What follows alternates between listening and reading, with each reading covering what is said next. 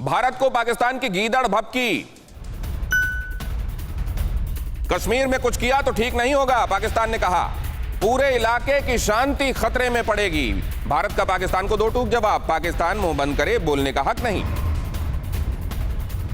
गुरुवार को सुबह यह रिएक्शन आया जिसका मैं हवाला दे रहा हूं पाकिस्तान की तरफ से, और दोपहर तक में भारत के विदेश मंत्रालय के प्रवक्ता ने, अरिंदम बागची ने यह स्पष्ट कर दिया कि आपका कोई से नहीं बनता। ललित अंबारदार साहब, बात पूरी कीजिए। आप कहना चाह रहे थे मुजफ्फर साहब जब कुछ कह रहे थे। वो जो कह रहे थे, मुझे पाकिस्तान और चीन से डर नहीं है, ना ही हमारी फौजें, हमारा पूरा भारत उनको टक्कर लेने के लिए तैयार है। मुझे उनसे डर है जो हिंदुस्तान के अंदर है, जो फिफ्थ कॉलमनिस्ट है कश्मीर के अंदर। पीडीपी का ऑफिशियल एजेंडा जानते हैं क्या है? Self rule. सेल्फ रूल के ऊपर सबसे ऊपर है हिंदुस्तान और पाकिस्तान का joint mechanism of administration over Jammu Kashmir and Ladakh. यह है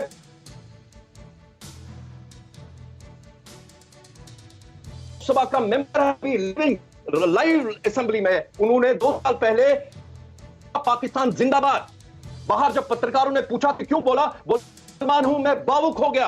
क्या वो बदल के वो भी लोकसभा का मेंबर है बारामूला से?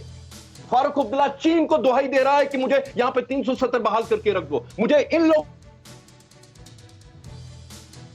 बहुत अहम बात कह रहे हैं ललित अंबारदार कि चीन और पाकिस्तान को एक्सक्लूड करने वाले ये तो बोले, अंदर से आवाजें क्यों उठती हैं? ललित अंबारदार, आपका फ्रेम फ्रीज हो रही है। मेरी परेशानी ये, आपका फ्रेम फ्रीज हो रहा है बार बार।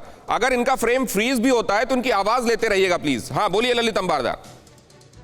और सुनिए सर, जब आप जम्मू कश्मीर की बात करते हैं, जम्मू कहां है? जम्मू के डोगरे जो आज की तारीख में हिंदुस्तान का डेमोग्राफिक बॉर्डर है। कश्मीर में अभी महबूबा मुफ्ती कह रही थी यार तिरंगा उठाने के लिए कोई कंधा नहीं मिलेगा। जो तिरंगा छाती पे लेके घूमते थे कश्मीरी हिंदू, उनका वहां से जेनोसाइड हुआ। क्या इस सरकार ने औपचारिक तौर पे ये बोला जो कश्मीरी हिंदुओं के साथ हुआ वो जेनोसाइड था? नहीं बोला अभी तक, क्योंकि जब आप बोलते हैं तो फारूक अब्दुल्ला को भी उस ट्राइब्यूनल में जवाबदेही करनी पड़ेगी, और मुफ्ती मोहम्मद सईद को मरणोपरांत कि उनका रोल क्या रहा 1990, 89, 90 में जब कश्मीरी हिंदू का नरसंहार हुआ। दूसरी बात, आप कह रहे हैं कि अभी डिलिमिटेशन करेंगे। आपने बीजेपी के प्रवक्ता को पूछना चाहता हूं, आपने खुद बोला था कि 2011 का जो सेंसस है वो फ्रॉड है। आप उसी 2011 के सेंसस के ऊपर क्यों डिलिमिटेशन करना चाहते हैं? क्या अंडरस्टैंडिंग है आपके साथ उनकी? अभी पूरे भारत के अंदर आज हो रहे हैं नए ताजा जो सेंसस हो रहे हैं, उसके आधार पर डिलिमिटेशन क्यों नहीं होने चाहिए? क्यों आप जम्मू के लोगों को, क्यों आप जम्मू कश्मीर के राष्ट्रभक्त हिंदुस्तानियों को, क्यों आप कश्मीरी हिंदुओं को बार बार 70 साल से सक्सेसिव गवर्नमेंट इन्हीं कश्मीर के इस्लामवादियों के आप उनके यूज करते हो? तो आपने सवाल किया, जवाब भी ले लीजिए सर, जवाब ले लीजिए क्योंकि वक्त बहुत नहीं बचा है। इकबाल सिंह लालपुरा। दिनेश जी, बात यह है कि पहले तो मैं मुजफ्फर भाई का वो बात मानता हूं, I take back the word gang, इससे गुपकार अलायंस की बात कर रहे हैं। बात यह है कि देश की एकता, अखंडता और भारत का कश्मीर अभिन्न अंग है, इस पे कोई चर्चा कभी ना हुई है ना होगी। ये तो हमारा एक हिस्सा है।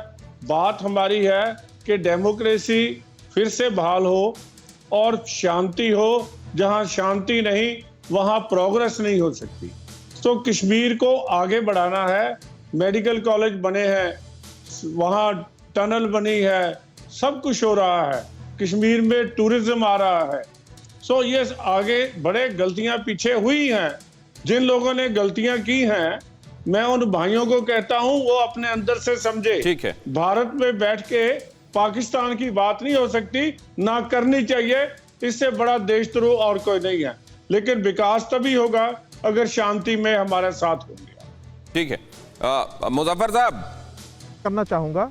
जी, मैं एक बात करना चाहूँगा। अपने मेरे अजीज़ हैं, मित्र हैं, मित्र नहीं है, मैं जानता नहीं उनको अच्छी तरह से, मगर हैं, कश्मीर से ताल्लुक़ रखते हैं। भाई ये जो बोल रहे हैं और इतना ये बहुत ज़ोर से बोल रहे हैं, ये बीजेपी और इनका मुझे लगता है कुछ प्रॉब्लम है। इनको वो हल करनी चाहिए आपस में, बिकॉज वो डायरेक्ट अटैक कर रहे हैं इन चीज़ों पर, बीजेपी की पॉलिसीज़ पर। तो वो बीजेपी और ये समझ लें कि क्या बात है, क्या किस्सा है। तो वो तो मैंने बात करा दी उनकी, लेकिन उन्होंने दूसरी बातें भी कही। उन्होंने गुपकार में जो दूसरी पार्टियां हैं उनको लेकर उनका इतिहास भी बताया, उनकी सोच भी बताई। हाँ, तो फिर आप क्यों बुला रहे हैं भाई उनको वहाँ? अगर उनकी सोच ऐसी है, गुपकार की इन पार्टी जिनकी ये बात कर रहे थे, तो वो अलायंस में थे बीजेपी के साथ दो साल पहले। ललित अंबारदार जवाब दे रहे हैं आपकी बात का कि फिर क्यों बुला रहे हैं अगर सोच ऐसी है तो। ललित अंबारदार, मैं सर वही तो नरेंद्र मोदी से पूछ रहा हूं, जो 5 अगस्त 2019 का ऐतिहासिक कदम उठाया, उसको खुद अपने हाथों से क्यों डाइल्यूट कर रहे हो? क्या बदला है? क्या बदला? क्या इनका रिश्ता, ये जो पीडीपी और नेशनल कॉन्फ्रेंस है, कभी आपने सुना इनको पाकिस्तान के खिलाफ बोलते हुए? क्यों? क्योंकि पाकिस्तान से रिश्ता क्या ला इलाहा इल्लल्लाह का है। फारूक अब्दुल्ला ने अपने जो इलेक्शन लास्ट में लड़ रहे थे, बोल रहे थे हमारे बच्चे नौकरी के लिए नहीं मरते, टूरिज्म के लिए नहीं मरते, कौम के लिए मरते हैं। कौन सा कौम? वही जिन्ना की टू नेशन थ्योरी कश्मीर के अंदर जो पिछले 70 साल से नहीं तो अभी क्या कह रहे हैं वो, इस पर ध्यान दीजिए ना। अभी वो ये कह रहे हैं कि खुदा के वास्ते हमें पाकिस्तानी लेबल मत कीजिए। वो आप उसका जो उनका जो एमपी है ऐसे लोकसभा में बैठा हुआ, पहले उसको निकाल दें नेशनल कॉन्फ्रेंस की पार्टी से, जिसने पाकिस्तान जिंदाबाद का नारा लगाया लेजिस्लेटिव असेंबली में। चलिए आपकी बातों में मुजफ्फर जवाब दे रहे हैं, जरा सुन लें उनके दिमाग में क्या आ रहा है, आपकी बातें सुनकर। एक सेकंड ललित जी, आ रहा हूं मैं आपके पास, प्लीज। पहले सुनिए, पहले ललित अंबारदार जी को बुलवाइए प्राइम मिनिस्टर से, फॉर गॉड सेक। उसके बाद ये मीटिंग कीजिए। पहले अंबारदार जी जैसे मेरे जो भाई हैं हमारे, उसमें कोई द्वारा नहीं है, हमारे भाई हैं। पहले इनको बुलवाइए प्राइम मिनिस्टर से, उसके बाद ये मीटिंग करेंगे। ललित अंबारदार जी की भी आवाज दे दीजिए फिलहाल कुछ देर के लिए, दोनों की आवाज दीजिए प्लीज। भाई है तो मैं आपका भाई नहीं हूं। आपको सेटिस्फाई करो यार नरेंद्र मोदी से। ये आप निकाल दीजिए, आपने खारिज कर दीजिए अपनी वोकैबुलरी से। मेरी मुसलमानों के देख रेख में कश्मीरी हिंदू का नरसंहार हुआ, अपनी खिड़कियां दरवाजे बंद किए, उस कायर फारूक अब्दुल्ला की नाक के तले हुआ, उनके भाई नहीं है सर। लेफ्टिनेंट फयाज मेरा भाई हो सकता है, राइफलमैन औरंगजेब मेरा भाई हो सकता है, आप लोग नहीं। आप लोगों का रिश्ता पाकिस्तान से जो है ना, ला इलाहा इल्लल्लाह का है। आप किसी के भाई नहीं हो सकते, आप अपने लोगों के भाई नहीं हो सकते। आप लोगों के घर से कोई नहीं मरता।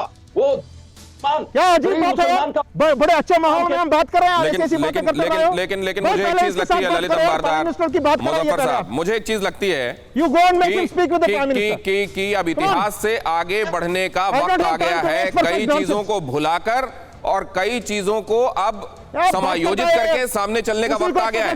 मैं बहुत कुछ कमेंट चाहूंगा अशोक सज्जनहार साहब से, 30 सेकंड और 30 सेकंड सिवाज साहब से, क्योंकि मेरे पास वक्त नहीं है। अशोक सज्जनहार साहब जी, मैं बिल्कुल आपसे बिल्कुल सहमत हूं। देखिए, जैसे आपने शुरू में कहा था और मैंने उसको कमेंट किया था, ये वक्त है स्टेप बाय स्टेप अप्रोच का। और अगर वो यहां से वो कहते हैं जो पहले कह रहे थे जो 370 फिर से लागू किया जाए, अगर अपनी पोजीशन बदलते हैं 370 हट गया है, I think that is a positive move, उसको लेकर और आगे बढ़ना चाहिए। ठीक है सिवाज साहब।